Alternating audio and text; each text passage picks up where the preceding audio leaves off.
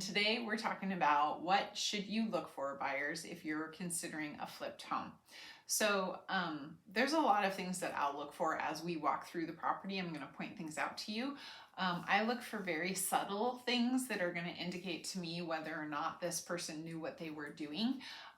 Like for instance, there's this fancy trim piece that in tile work, most people who are not professional tile layers wouldn't use, and so the corner is always going to look a little weird, or they don't use a bullnose, or they have just like the grout job is just hideous. I mean, those are really small things, but when you see them, it's a real clear indication that they didn't know what they were doing, or they don't do it all the time.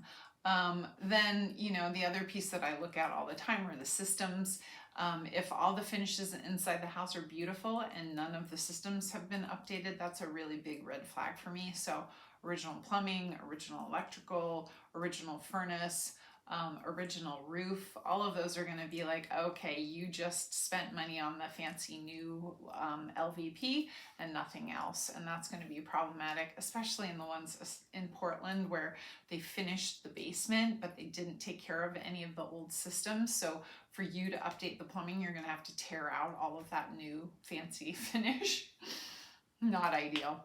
But just know that if you have a qualified buyer's agent, they're going to walk through and point all these things out to you so you don't have to figure it out yourself.